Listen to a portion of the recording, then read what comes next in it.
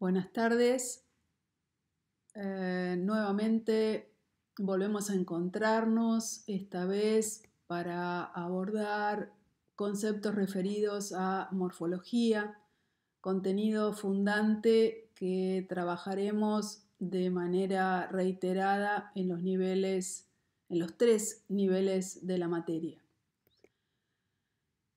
Hasta aquí lo que hemos realizado recientemente. A partir de la manipulación de hojas de papel hemos experimentado efectos de plegados y cortes producidos en este material, situación que nos posibilitó advertir el pasaje de la bidimensión a la tridimensión.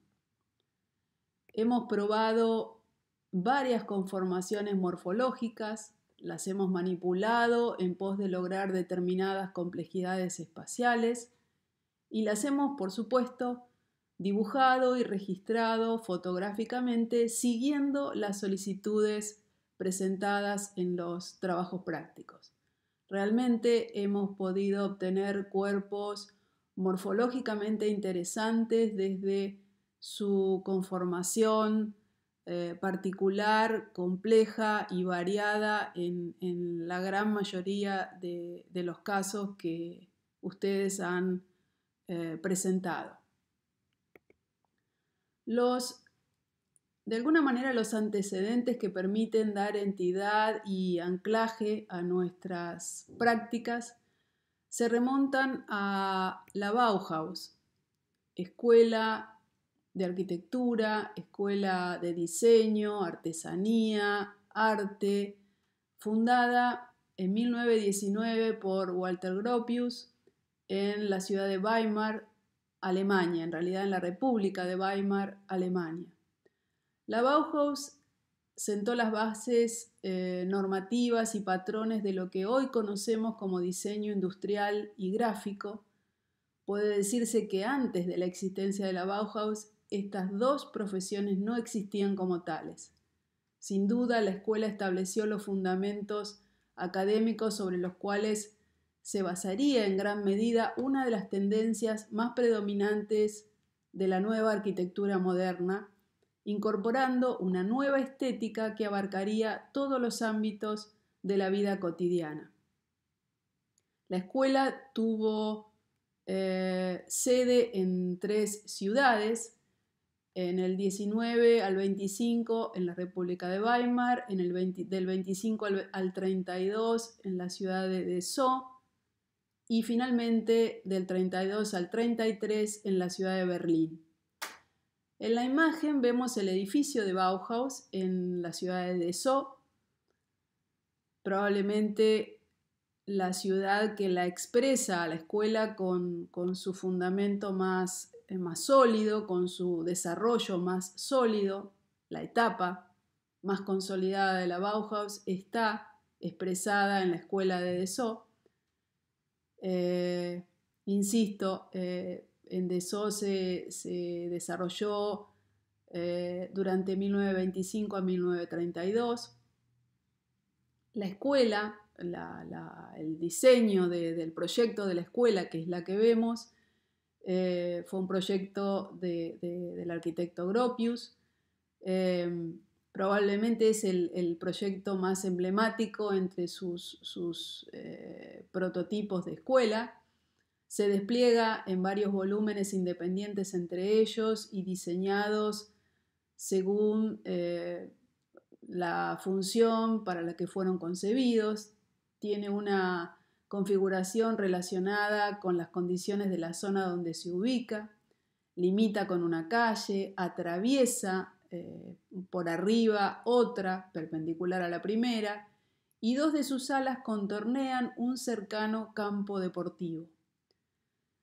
La escuela se abre a un contexto urbano de mucha relación con la naturaleza y de baja densidad de ocupación y lo hace, la relación la establece según grandes fachadas de vidrio, concentrando de alguna manera esa relación interior-exterior de manera absolutamente dinámica y continua. El proyecto en sí es considerado como la obra maestra del racionalismo europeo. La Bauhaus fue también un gran experimento vital de una pequeña comunidad de jóvenes, apenas unos 1400 aproximadamente, que tras la quiebra del viejo orden y la traumática experiencia de la recién acabada Primera Guerra Mundial, se lanzó llena de entusiasmo a la construcción de una utopía social de nuevas formas de convivencia. Como era de suponer, después de algún tiempo de funcionamiento, la escuela fue finalmente cerrada por el partido nazi, situación que desencadenó la salida de sus maestros y estudiantes hacia Estados Unidos, la Unión Soviética, entre los destinos más predominantes.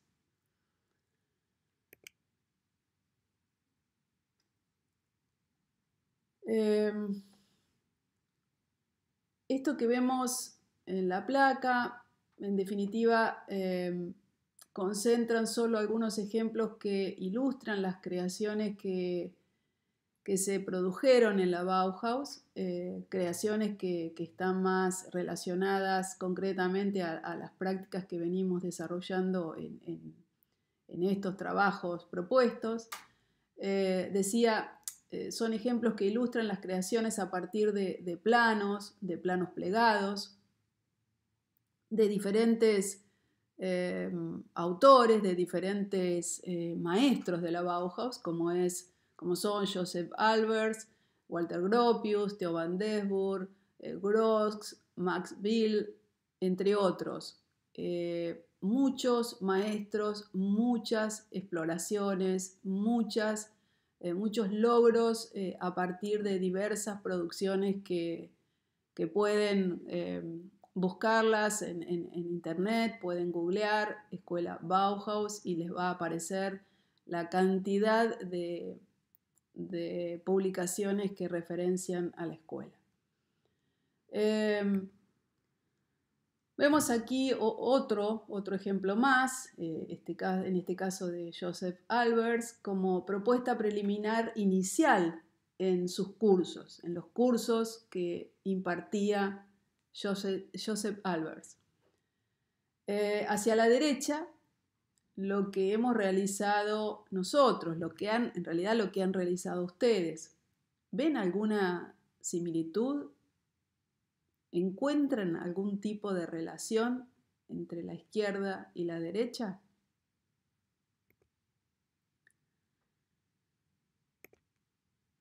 Vamos a revisar algunos ejemplos que nos permitan reflexionar y anclar conceptos referidos al campo morfológico, conceptos referidos a determinadas particularidades que debe cumplir la cuestión morfológica para desarrollarse como tal y para poder abordarla nosotros desde esta disciplina, como siempre decimos, enlazando siempre la relación entre comunicación y el taller de arquitectura. En este caso vamos a revisar el Museo de Sitio de la Cultura Paracas, que es una obra ubicada en Perú, es una obra reciente del año 16, de los arquitectos Barclay y Cruz. Un museo que debe encontrar el frágil equilibrio entre la conservación del patrimonio expuesto y su divulgación al público. El proyecto se implanta sobre las ruinas de lo que fue su predecesor, destruido por un terremoto en el 2006, y retoma de él, de su antecedente, su geometría rectangular y su compacidad. Una especie de de grietas o fallas irrumpen en ese volumen, separando las funciones de divulgación del museo, como los talleres, sala de reuniones, servicios, de la sala concreta dedicada a la conservación del patrimonio arqueológico. Veamos cómo las formas van decantando en forma y contraforma que se enlazan, se potencian unas con otras, evidenciando determinadas actividades o funcionamientos a partir de la interrelación de tales formas. En un acercamiento hacia la obra concreta, lo que veíamos hasta la placa anterior corresponde a esquemas de organización, a esquemas de proyecto. En este caso ya son imágenes que referencian a la obra en sí, un recorrido por la obra presentada, ya materializada, in situ, en el lugar. Vemos en este caso el acceso a los distintos ambientes que constituyen el museo, y ese acceso se realiza por esas fallas, esos espacios abiertos que marcan porciones del paisaje y crean la intimidad necesaria para instalarse en el vasto desierto. Podemos detectar las operaciones resueltas en base a las horadaciones de planos, a la sustracción de materia y cuál ha sido la decisión de parte, digamos, de la decisión de la parte extraída, el porqué de la parte. Vemos la horadación, el retiro de material, de masa. Podemos ver la relación de proporción que presenta ese plano límite que establece cierta condición de acceso hacia una de las salas y la decisión de por qué se horada esa parte manteniendo el resto como condición de solidez. Es decir, hay una claridad en la decisión de la parte que se retira en función de las partes que se deciden dejar sólidas. Hay una estructura geométrica de trazos de regulación que subyacen a la obra, pero que están, que ordenan, que organizan, que van marcando el paso a paso de las decisiones. La geometría que en realidad representa la obra, la condición geométrica, reinterpreta la serie y el desfase característico de los tejidos de Paracas, que fueron sus expresiones tecnológicas y artísticas más resaltantes. Los autores se basan y tienen esta condición de antecedente para definir la esencia del proyecto que ejecutan. Estudian, analizan, observan, interpretan los tejidos de Paracas y a partir de ellos organizan la ejecución, la idea que sostiene el proyecto del museo. Siempre de alguna manera la retroalimentación a partir de la historia. Claramente la obra expresa eso. Les recomiendo que también busquen, googleen a los arquitectos. Hay buenos videos explicando la obra y la van a disfrutar con con la capacidad, digamos, de sostener un tiempo un poco mayor, como para poder recorrerla, verla y apreciarla en su espacialidad más profunda. En definitiva, vemos que todo se reduce a ejercicios de manipulación y experimentación de la forma a partir de coherentizar las operaciones.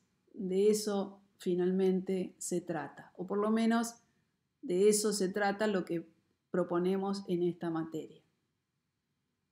Básicamente, la propuesta de hoy busca procurar autonomía en el pensamiento, proponiendo la indagación morfológica para el agrupamiento de volúmenes, favoreciendo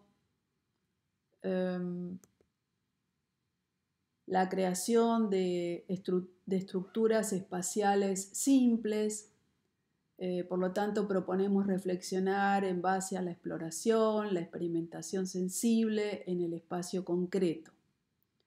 Tal cual plantea el trabajo práctico, a partir de la exploración de cuerpos simples, de cajas, de envases pequeños, y asistidos por la práctica del dibujo a mano alzada, analizaremos los cuerpos, procurando imaginar una organización mayor a partir de su relación, a partir de su interacción.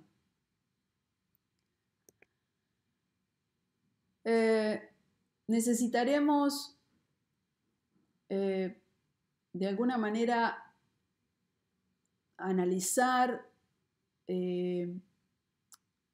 indagar, clasificar los cuerpos, dibujarlos, estudiarlos, analizarlos, cotejar sus proporciones, sus masas, sus relaciones de lados, cómo son sus caras, qué aspecto morfológico tienen, si podemos agruparlos en función de determinadas consideraciones, altos, bajos, pequeños, más grandes, más esbeltos,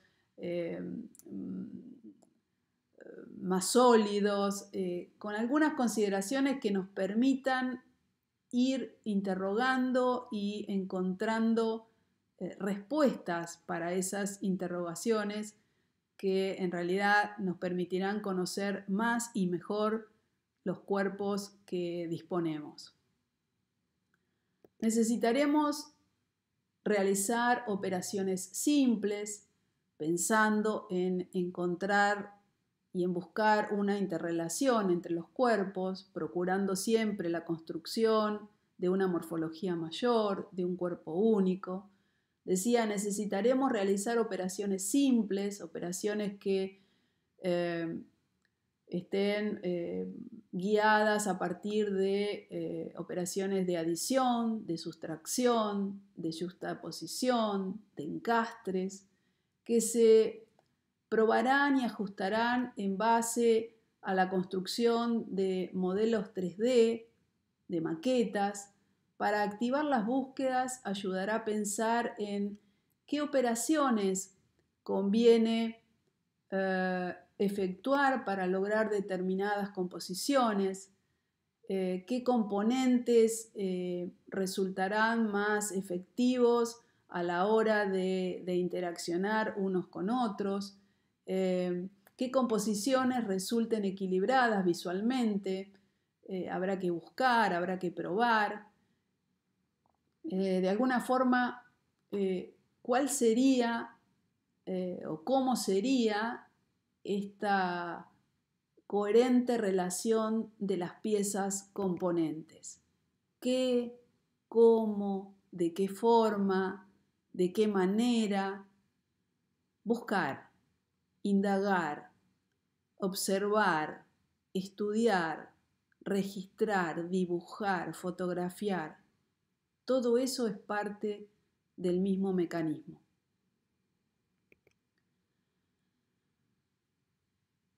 En palabras de León Battista Alberti, las operaciones, el con y el entre volúmenes están definidas a partir del concepto de belleza.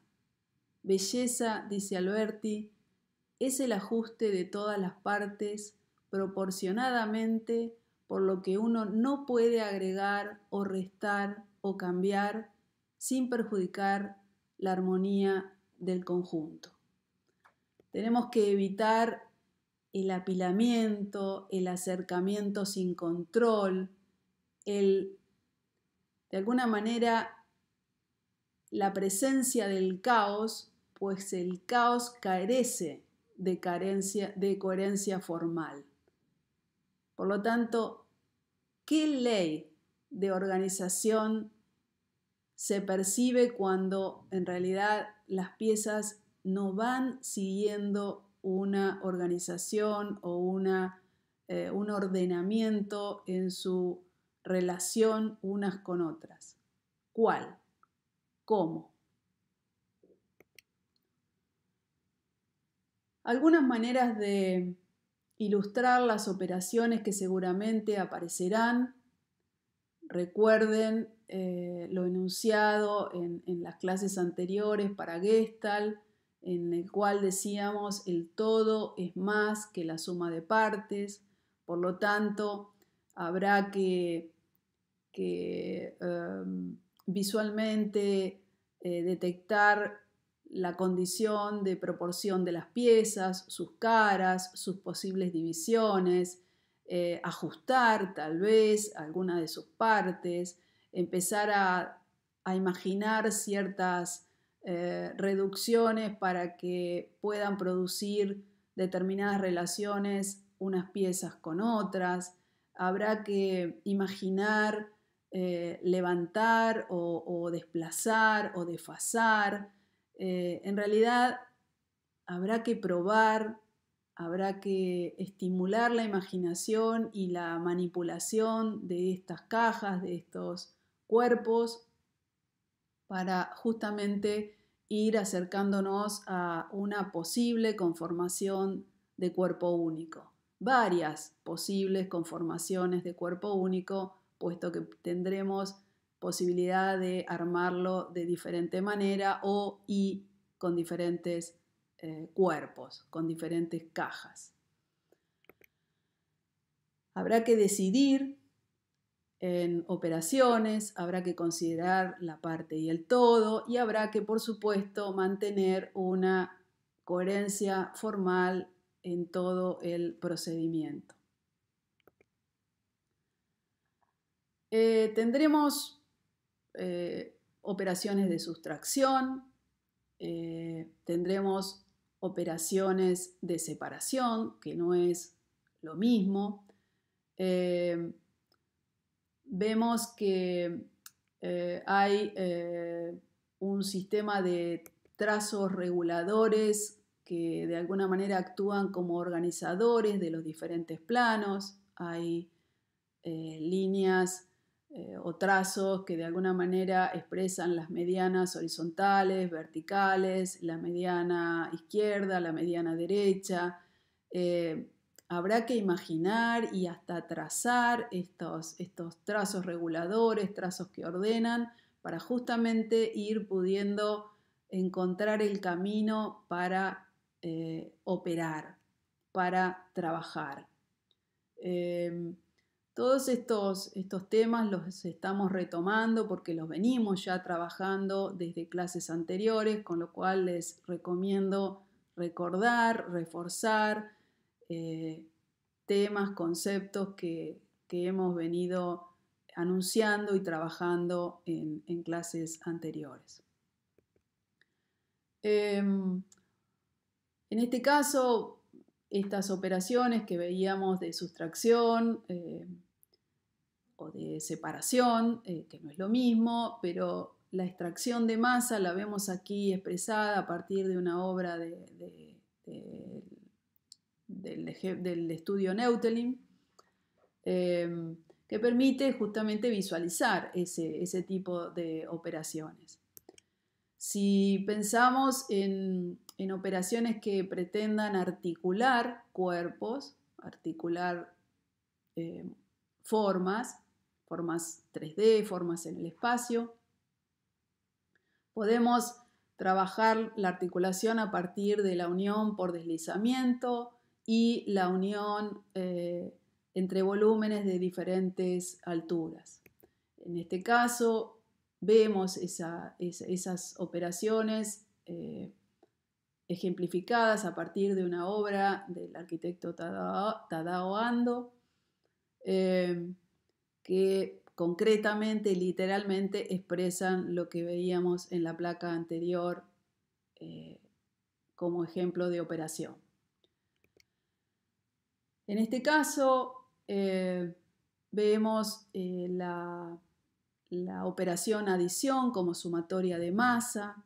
Un volumen se une a otro, no comparten todas las áreas, pero están en continuidad uno con otro, se yuxtaponen.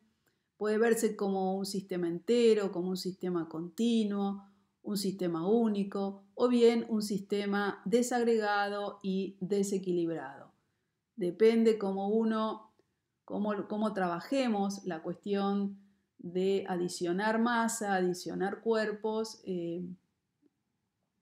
podremos obtener situaciones similares al ejemplo que estamos viendo, como un sistema único, continuo, o bien como un sistema más bien desequilibrado. Lo vemos aquí ejemplificado a partir de sumatoria de masa, sumatoria de forma, o bien como excavación, como horadación de forma, ¿no? Dos obras bien diferentes. Si analizamos la variable de conexiones a partir de la ubicación de los cuerpos, podemos detectar tres posibilidades: el cuerpo, el volumen colocado sobre el plano de piso, sobre el plano horizontal, que divide, deja de un lado, establece la condición de adelante, atrás, de un lado y del otro.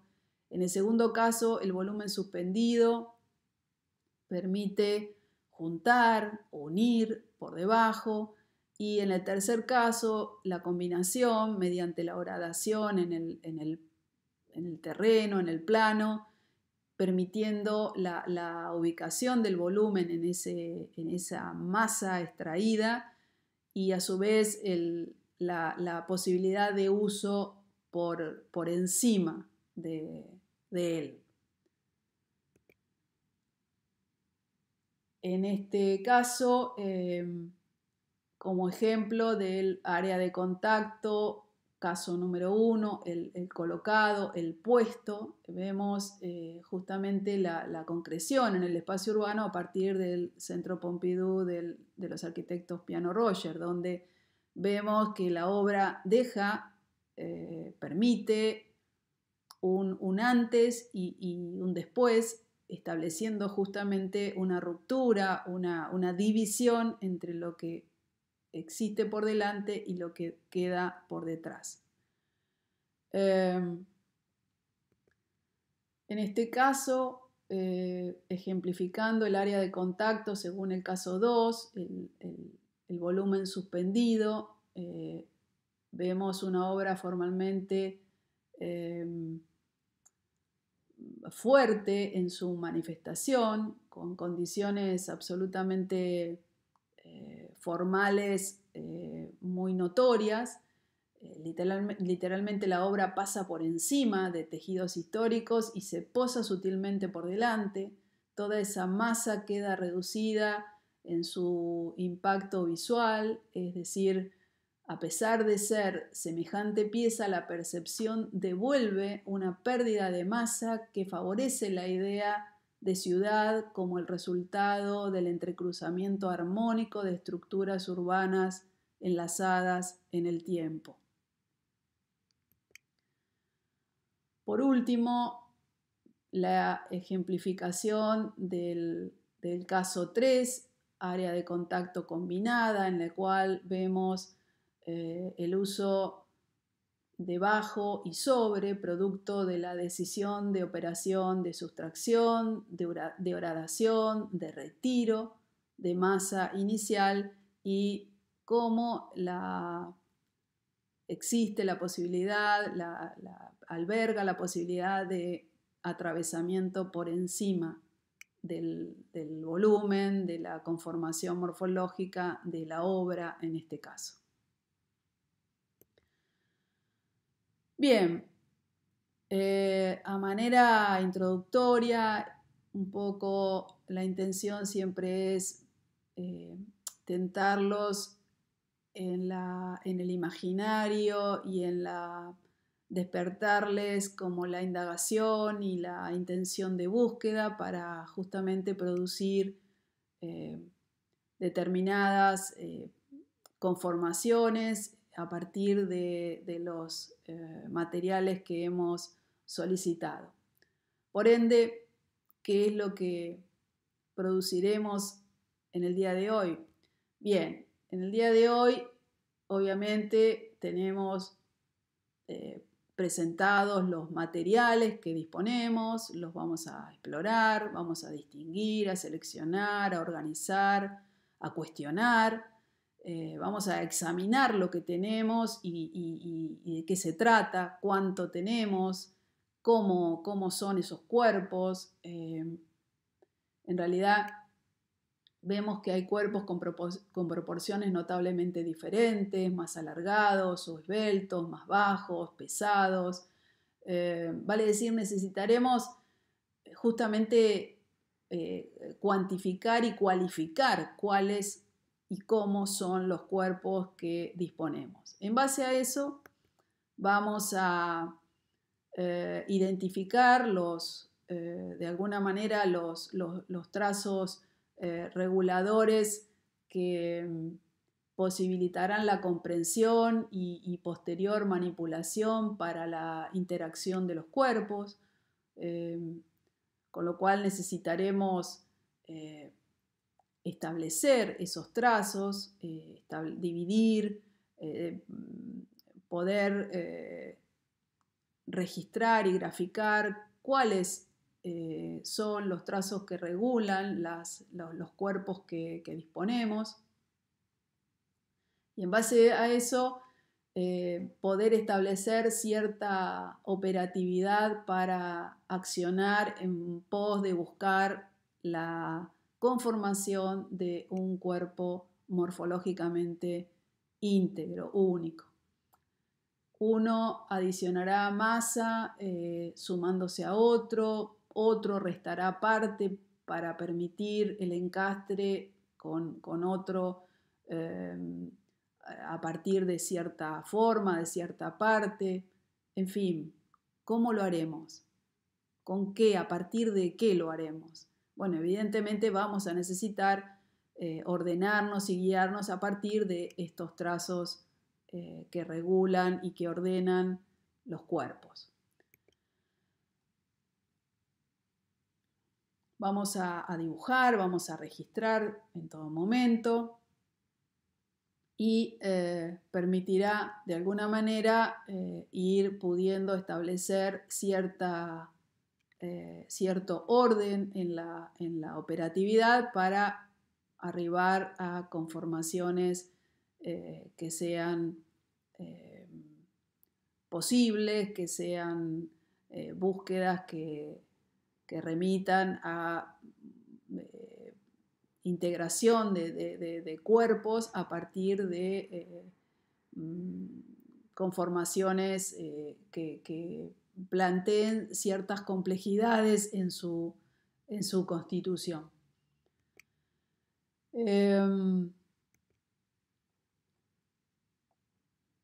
Necesitaremos de alguna manera prestar especial atención a la manera de relacionar las piezas o los cuerpos, las analizaremos en base a diferentes enfoques, las observaremos desde diversos ángulos, de frente, de perfil, de arriba, de manera cenital, las recorreremos, las pondremos especial atención en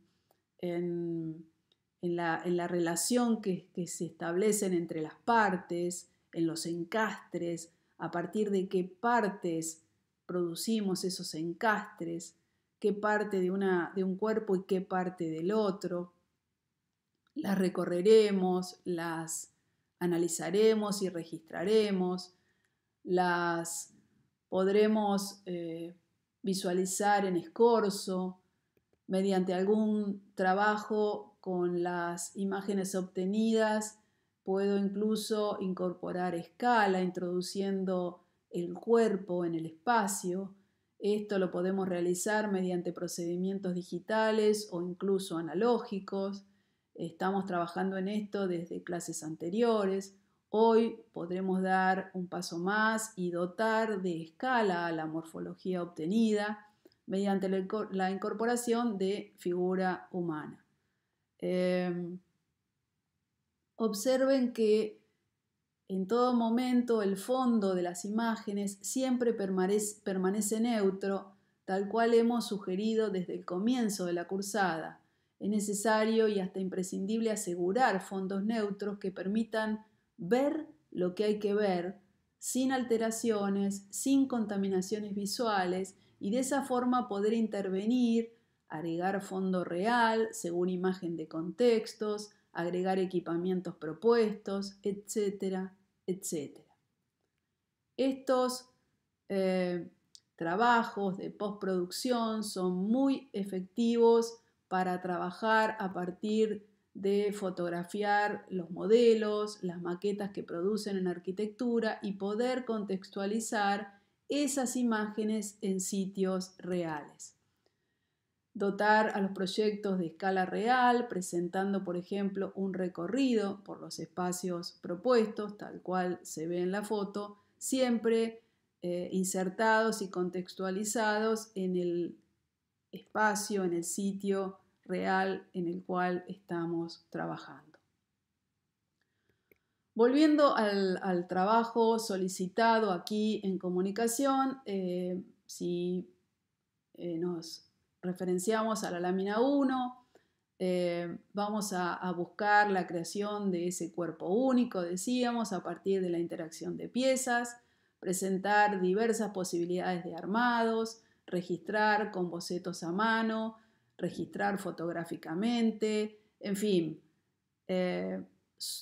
estar muy atentos a lo sugerido en la ficha para ir llevando el paso a paso sin que se nos vaya perdiendo ninguna sugerencia o ninguna indicación que nos ayude a poder ir llevando el ejercicio de manera controlada y asegurando ciertas condiciones de operatividad para producir el objetivo que plantea el ejercicio, que es indagar y operar cuerpos morfológicamente simples.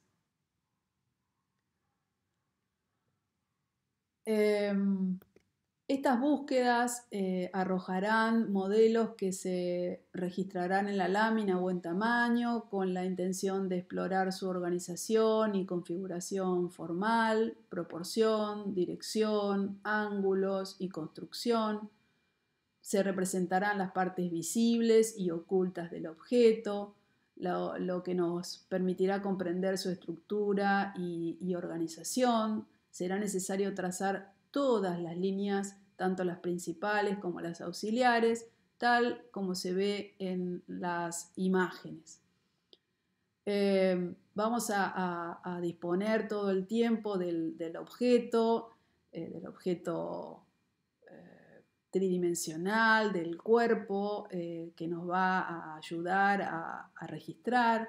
Es decir, el boceto y el modelo se insinuarán mutuamente, uno anticipará y el otro mostrará, alternando su protagonismo según sea el caso. En la lámina 2, ya habiendo recorrido los modelos, habiendo construido varios posibilidades de modelos, vamos a seleccionar uno y con ese seguiremos trabajando en esta segunda parte, tal cual se explica, se explicita en el trabajo práctico. Finalizando, por último, a partir, digamos, de haber explorado, estudiado el objeto, su configuración, sus caras, dimensiones, produciendo los registros que allí se piden, pudiendo resolver diversos puntos de vista para bocetarlo y mostrar lo que estamos viendo, ver sus caras, su conformación a partir de sus partes visibles y sus partes ocultas. Por último, vamos a someterlo a la expresión de valores de luz a partir de producir en el primer registro una resolución en técnica de claroscuro mediante grises, en el segundo registro una técnica de claroscuro con grafismo con lápiz grafito y en el tercer registro un claroscuro en lápiz color monocromo, tal cual hemos venido desarrollando estas técnicas en trabajos anteriores. Simplemente para ilustrar trabajos de compañeros que han resuelto el ejercicio a partir de sus propuestas. Y finalmente, como siempre, les acerco un párrafo, creo, inspirador, que dice: cuando dibujamos estamos tocando la superficie y el contorno del observado, generando el registro de la imagen en la memoria. Dibujar es un acto integrado de aquello que la mano ve, que el ojo dibuja y que la mente toca. Las manos quieren ver, los ojos quieren acariciar. Perdón. El texto, el párrafo, corresponde al libro La mano que piensa, sabiduría existencial y corporal en la arquitectura, del arquitecto Juan Palasma, texto que recomendamos sobradamente y que en realidad es un texto que uno disfruta acompañando los momentos en los cuales la idea de formación en arquitectura y la manera en la cual uno decide acompañar esa formación, este texto es ideal para disfrutarlo en todo su desarrollo. Se los recomiendo con mucha idea, digamos, de colaboración para el trabajo que necesitamos producir, justamente relacionando los ojos, el cerebro y la mano. Hasta aquí, como siempre, deseándoles la mejor de las prácticas y la mejor, de alguna manera, voluntad de explorar para encontrar, de explorar para buscar y encontrar el propio camino. Gracias, hasta aquí y nos vemos pronto, seguramente a partir ya de las producciones que ustedes vayan pudiendo encontrar en el lapso del desarrollo del ejercicio. Gracias, buena práctica. Nos vemos.